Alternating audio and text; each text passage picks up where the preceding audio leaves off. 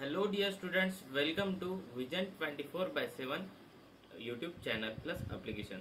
तर विद्यार्थी मित्रांनो, जसं की आपल्या सर्वांना माहिती आहे, महाजनकोच्या पोस्ट निघालेल्या आहेत. केमिस्टच्या महाजनकोच्या पोस्ट निघाल्या आहेत. केमिस्टच्या ज्युनियर केमिस्ट आणि असिस्टंट केमिस्ट आणि इतरही सिनियर केमिस्टच्या सुद्धा पोस्ट निघालेल्या आहेत. पण ज्युनियर केमिस्ट आणि असिस्टंट केमिस्टची प्रिपरेशन आपण या चॅनलवरती करून घेत आहे. आणि सोबतच आज काय बघायचं आहे आपल्याला, तुम्हाला बऱ्याचशा स्टुडंट्सचे आम्हाला कॉल आले की सर एक्झाम 180 मार्क्सची राहील की 200 मार्क्सची राहील, याच्यामध्ये कन्फ्युजन आहे बऱ्याचशा स्टुडंट्सला. तर विद्यार्थी मित्रांनो, याच्या आधी जी एक्झाम झाली 180 मार्क्सची झालेली आहे. 180 मार्क्स ती कधी झाली? 2022 मध्ये लॅब केमिस्ट्री. ठीक आहे, 2022च्या आसपास ती एक्झाम झालेली आहे, बरोबर. त्यानंतर जो सिलेबस तुमच्या समोर आहे तो सिलेबस कशाचा आहे? तर प्रिव्हियस इयर एक्झामचा. म्हणजेच की आताचा जो सिलेबस आहे तो आलेला नाही आहे ऑफिशियली तो सिलेबस आलेला आहे का? तर नाही. तर प्रिव्हियस इयर सिलेबस आहे तो. प्रिव्हियस इयरचा सिलेबस आहे, बरोबर. तर प्रिव्हियस इयर मध्ये जो सिलेबस आहे, जसं की तुम्हाला 120 मार्क्सचं केमिस्ट्री विचारलेलं आहे. ठीक आहे, सिलेबस तोच राहील त्याच्यामध्ये, नो डाऊट. ठीक आहे. त्यानंतर 20 मार्क्सचं मराठी, इंग्लिश आणि 10 मार्क्सचं जे काय आहे, असं या पॅटर्ननुसार 180 मार्क्स तुमचे होतात, बरोबर. तर एवढं तर माहिती आहे, सर्वांना माहिती आहे. या जर ज्यांना माहिती नाही आहे, या आधी व्हिडिओ अपलोड झालेला आहे, तो व्हिडिओ रेफरन्स घेऊ शकता, त्या व्हिडिओचा तुम्ही रेफरन्स घेऊ शकता. तर याच्यामध्ये किती आहे? 180 मार्क्सचं विचारलेलं आहे. पण विद्यार्थी मित्रांनो, या सर्व सिलेबसमध्ये तुम्ही एक नोटीस करू शकता, याच्यामध्ये कुठे जीकेचा पार्ट नाही आहे. जीके मिसिंग आहे कुठेतरी. तर जीके असं होऊच नाही शकत की गव्हर्नमेंट एक्झाम आहे आणि जनरल नॉलेजचा किंवा मग जीकेचा पेपर नाही आहे किंवा मग एखादा सब्जेक्ट नाही आहे. ठीक आहे. जर समजा नंबर ऑफ अप्लिकेशन्स जर जास्त आले तर काय होते की लेवल अप करावं लागत असते एक्झामची, जेणेकरून कट ऑफ कमी लागते. ठीक आहे. तर लेवल अप करण्यासाठी हा जीकेचा पार्ट ऍड करू शकतात. म्हणजेच की 180 मार्क्स तर ॲज इट इज राहतील, पण याच्यामध्ये जर आणखी प्लस जर जीके जर झालं, याच्यामध्ये जीके जर ऍड झालं यामध्ये, तर ते होईल 20 मार्क्सचं आणि असे तुमचे 200 मार्क्स होतील.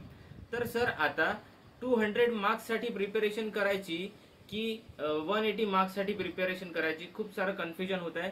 तर मी तुम्हाला एक क्लिअर सांगतो, म्हणजेच की जो आमच्या एक्सपिरियन्सनुसार आणि जे आमचे स्टुडंट्स किंवा मग जे आमचे कलिग्स आहेत, जे ॲक्च्युली ज्युनियर केमिस्टच्या पोस्टवरती अपॉइंट आहेत काही, तर त्यांच्याकडून माहिती मिळालेली आहे की 180 मार्क्सचा त्यांचा पेपर झाला होता, ज्या अर्ली अपॉइंट झालेले आहेत, बरोबर. आणि जे 20 मार्क्सचं जीके आहे, तर त्यांचंही असंच म्हणणं झालं की जीके जे आहे आमच्या वेळी नव्हतं किंवा मग यावेळी अपडेट होऊ शकते. IBPSच्या थ्रू IBPS एक्झाम कंडक्ट करत आहे नाही, तर अपडेट याच्यामध्ये होऊ शकते. तर आता याच्यामध्ये 180 मार्क्स, आता काही स्टुडंट्स म्हणतील सर 180ला पॉईंट फोकस करायचं की 200ला. तर असं कन्सिडर करा की 180 मार्क्सचं 80% चान्सेस आहे. जो सिलेबस किंवा मग जो पेपर राहील तो 180 मार्क्सचा राहील, याचे 80% चान्सेस आहेत. पण 20% याचे पण चान्सेस आहे की 200 मार्क्सचा पण होऊ शकते. तर याच्यामध्ये इन्क्रीज काय होईल 200चा झाला तरी?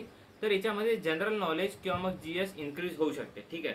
जे स्टुडंट्स आणखी पण म्हणजेच की आतापर्यंत सुद्धा जनरल नॉलेज किंवा GKC इंट्रोड्यूस नाही आहेत, तर त्यांनी थोडं इंट्रोडक्शन जरी वाचून गेले तरी बेस्ट आहे. ते त्याच्यावरती क्वेश्चन्स अटेम्प्ट करू शकतात, त्यांनी जास्त काही फरक पडणार नाही तुमच्या रिझल्टवरती.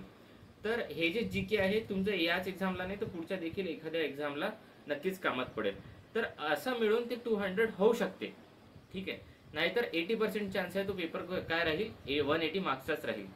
त्यानंतर आज काय बघायचं आहे, आजचा व्हिडिओ जो आहे तो कशासाठी किंवा मग काय शिकायचं किंवा काय बघायचं आपल्याला आजच्या व्हिडिओमध्ये. तर आजच्या व्हिडिओमध्ये आपल्याला बघायचं आहे की प्रिव्हियस इयर क्वेश्चन्स. जसं की तुम्हाला माहिती आहे माझे सर्व व्हिडिओज केमिस्ट्रीवरती राहतात. ठीक आहे. तर प्रिव्हियस इयर क्वेश्चन्स केमिस्ट्रीवरती कसे विचारले जातात. आणि सिलेबस तुम्हाला माहितीच आहे, सिलेबसचं इंट्रोडक्शन या आधी झालेलं आहे. सिलेबस कुठला आहे, केमिस्ट्रीचे कोणते कोणते पार्ट येणार आहेत, केमिस्ट्रीचे कोणत्या कोणत्या पार्टमधून, म्हणजे सिलेबसमध्ये कुठला कुठला पार्ट आहे, ऑर्गॅनिक, इनऑर्गॅनिक, फिजिकलचा, तर हे सर्वांना माहितीच आहे. पण त्या पार्टमधून कोणत्या लेवलचे क्वेश्चन्स येतील हे माहिती नाही आहे, बरोबर. त्यासाठी प्रिव्हियस इयर क्वेश्चन पेपर घेऊन आलेला आहे. तो हा जो पेपर आहे हा महाराष्ट्राचा नाही आहे, हा आपल्या स्टेटचा नाही आहे, हा आहे राजस्थानचा.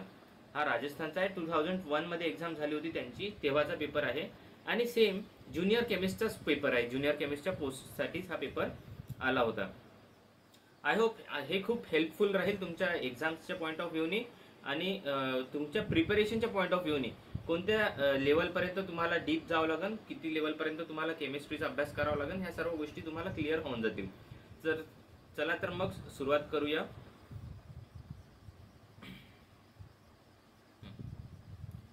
तर बघा, ज्युनियर केमिस्टचाच पेपर आहे हा. ज्युनियर केमिस्टची पोस्ट होती. ज्युनियर आणि सिनियरसाठी पण तुम्ही अनालाइज करू शकता की पेपर कसा राहील. तर ज्युनियर केमिस्टचीच पोस्ट होती. त्यानंतर ज्युनियर केमिस्टसाठी केमिस्ट्रीचा पार्ट आहे हा, ठीक आहे, इन्स्ट्रक्शन्स वगैरे. तर बघा, हा Schrodinger wave equation of hydrogen atom म्हणजेच हा क्वांटम केमिस्ट्रीमधून पार्ट क्वेश्चन आलेला आहे. क्वांटम मेकॅनिक्स मधून क्वेश्चन आलेला आहे. क्वेश्चनची लेवल काय आहे बघा. हायड्रोजन ॲटमचं काय विचारलेलं आहे, वेव्ह इक्वेशन, म्हणजे श्रॉडिंजर वेव्ह इक्वेशन विचारलेलं आहे हायड्रोजन ॲटमचं. म्हणजे सिंपल क्वेश्चन आहे. ज्यांना श्रॉडिंजर वेव्ह इक्वेशन माहिती आहे ते याला अटेम्प्ट करू शकतात. त्यानंतर नेक्स्ट क्वेश्चन बघू. नेक्स्ट पार्ट हा फिजिकलचा पार्ट आहे हा. Neutron was discovered by, neutron कोणी डिस्कवर्ड केला होता. त्यानंतर बरेचसे असे क्वेश्चन्स आहेत. हे बघा, subshell with L2 can take up, म्हणजेच की L2 जी सबशेल आहे, L इक्वल टू 2, तर ते सबशेल किती इलेक्ट्रॉन्स टेकअप करू शकते. L इज टू 2 म्हणजेच L ची व्हॅल्यू 0, 1, 2, 3 अशी काहीतरी राहते, आपल्याला माहिती आहे. 0 म्हणजेच काय होते, S, P अँड D. तर D सबशेलमध्ये किती इलेक्ट्रॉन्स याच्यामध्ये राहू शकतात ते विचारलेलं आहे.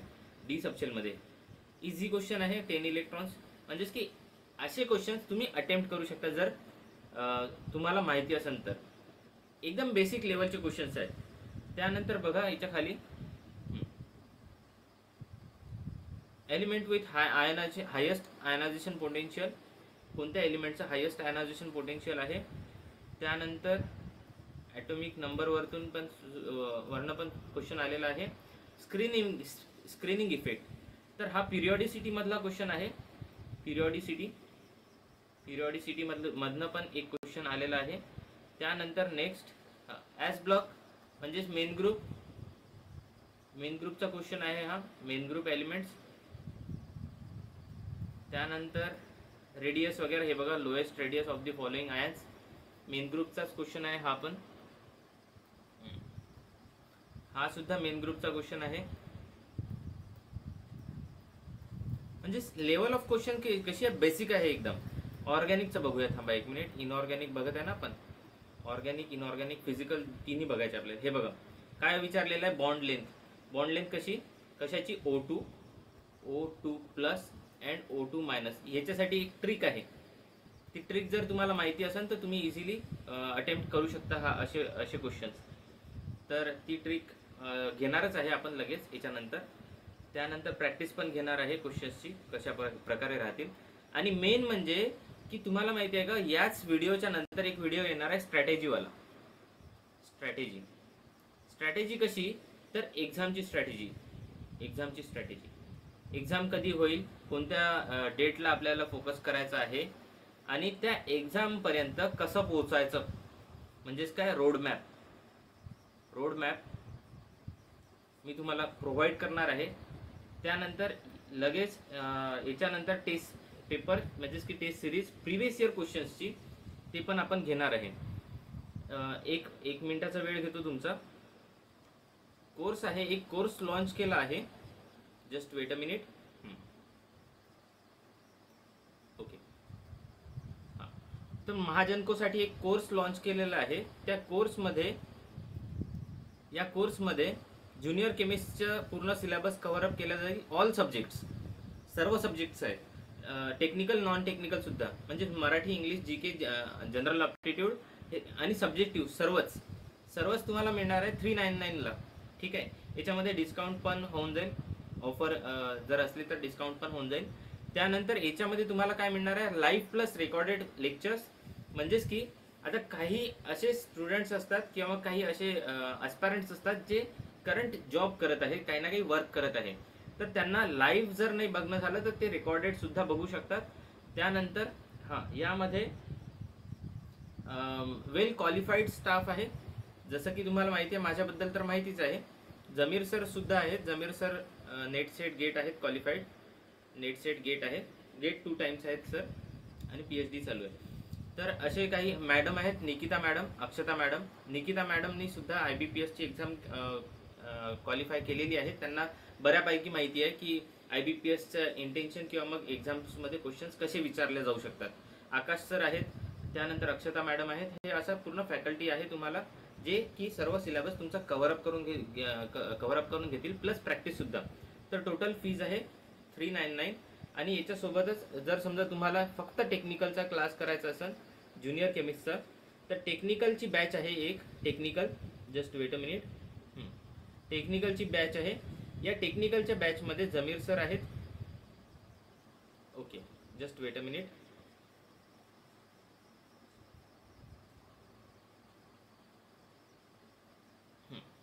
तर जमीर सर आहेत, त्यानंतर अक्षता मॅडम आहेत, त्यानंतर मी आहे आणि आकाश सर आहेत, जे की फक्त तुमचा टेक्निकलचा पार्ट कव्हरअप करून घेतील. चला तर मग without wasting our time we will move toward our question paper. तर आपण कुठे होतो की क्वेश्चन्स कशा विचारल्या जाऊ शकतात. तर फिजिकल बघितलं आपण, इनऑर्गॅनिकचे मेन ग्रुपचे काही 1-2 क्वेश्चन्स बघितले. ऑर्गॅनिकचे बघायचे आहेत, बरोबर. आता ऑर्गॅनिक मधून कसे विचारलेले आहेत क्वेश्चन बघूया. हे बघा, हा इनऑर्गॅनिकचाच क्वेश्चन आहे. हायब्रिडायझेशन विचारलेलं आहे कॉम्प्लेक्सचं, बघू शकता तुम्ही. त्यानंतर नेक्स्ट ऑर्गॅनिक. हे बघा, हा पण इनऑर्गॅनिकचाच क्वेश्चन आहे. पॅरामॅग्नेटिझम वगैरे, कलर ऑफ अ कॉम्प्लेक्स, इनऑर्गॅनिकचा क्वेश्चन आहे. सर्व क्वेश्चन्सची प्रॅक्टिस करून घेतली जाईल. एफ ब्लॉकचा क्वेश्चन आहे. एफ ब्लॉकलाच काय म्हणतात, inner transition elements. Organic chemistry. हे बघू शकता तुम्ही, ऑर्गॅनिक केमिस्ट्रीवरती क्वेश्चन अरोमॅटिसिटी मधून आलेला आहे. मोस्ट अरोमॅटिक विचारलेला आहे याच्यामधून. अरोमॅटिक कॅरेक्टर कोणाचं जास्त आहे. त्यानंतर ही काही रिॲक्शन दिलेली आहे, याच्यामध्ये ऍसिड दिलेला आहे आणि ते रिड्यूस केलेलं आहे अल्कोहोलने. प्रोडक्ट कोणता मिळेल ते विचारलेलं आहे. म्हणजे सिंपल आपण असं कन्सिडर करू शकतो, रिएजंटचा क्वेश्चन आहे. रिएजंट्स म्हणजे रिएजंट्स, नेम रिॲक्शन, सर्वकडून क्वेश्चन्स येणार आहेत, बरोबर. आणखी बघूया खाली. हे बघा, हेट्रोसायक्लिक मधून क्वेश्चन आहे. Asymmetric synthesis, heterocyclic compounds. त्यानंतर